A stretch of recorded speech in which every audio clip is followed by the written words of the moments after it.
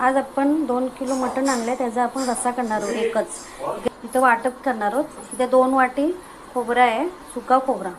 हा एक किसून भाजून घेतलेला आहे आणि हे आता एक गॅसवर जाळी ठेवून भाजले आणि 2 कांदे पण भाजून घेतले. हे स्वच्छ काळं काढून त्याचं धुवून मिक्सरमध्ये वाटणार आहोत. एक मूठभर कोथिंबीर, 2 इंच अद्रक, 30 ते 40 लसणाच्या पाकळ्या घेतल्या आणि एक टोमॅटो. हे फोडणीला घालणार आहोत आणि हा कांदा पण फोडणीला चिरून घालणार आहोत. आता आपण हे सगळं धुवून मिक्सरमध्ये बारीक करून घेऊया. हे एवढंच धुवून घेऊया. मटण पण स्वच्छ धुवून घेतलंय आणि मसालाही वाटून घेतलाय. हा एकत्र मिक्स करूया. मोठे 3 चमचे तेल, तेजपत्ता, एक वेलची, दालचिनी तुकडा, एक कांदा, लसूण 7-8 लसणाच्या पाकळ्या ठेचून टाकलेल्या आहेत, हळद 1.5 चमचा, तिखट, काश्मीरी मिरची पावडर 2 चमचे आणि घरचा मसाला 3 चमचे. थोडा तिखटच पाहिजे, मटण आहे तर घरचा तिखट मसाला आहे. आणि गरम मसाला टाकलाय 1 चमचा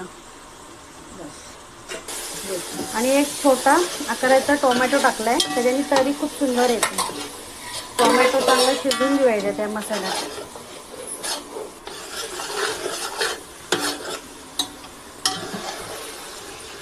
छानपैकी सुगंध सुटलाय फोडणीचा.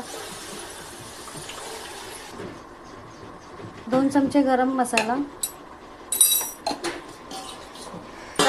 झाकण ठेवून आपण वाफेवर किती 5 ते 10 मिनिटं ठेवूया ना, मोठ्या गॅसवर.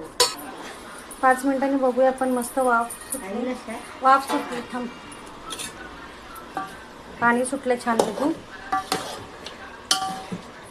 आता परत आपण झाकून ठेवूया आणि त्यावर पाणी ठेवूया. अजून मटण आपण असंच शिजून घेणार आहोत, ताटावर पाणी ठेवून आणि तोच पाणी गरम झालेलं ओतणार आहोत.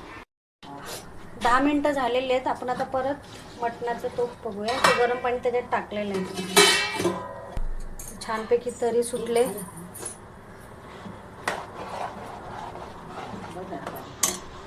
मीठ टाकून घेऊया.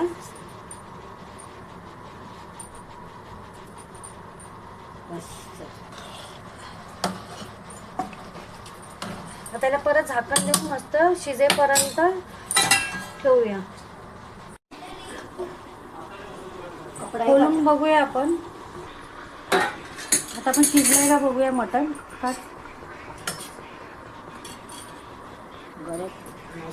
शिजला नाही अजून.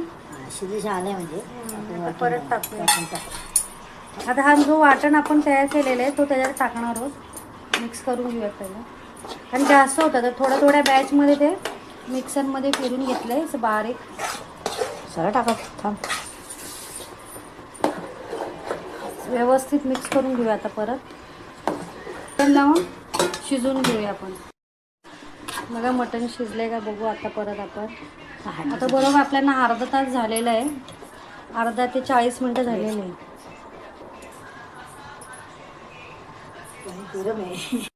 मटण मस्तपैकी शिजलेलं आहे. आता त्याच्यावर थोडं भरपूर सारी कोथिंबीर घालूया. असं झालंय.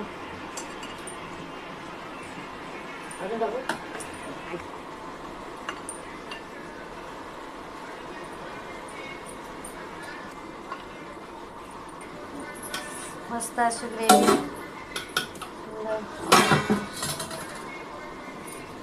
ग्रेव्ही पण भरपूर आणि खायलाही टेस्टी.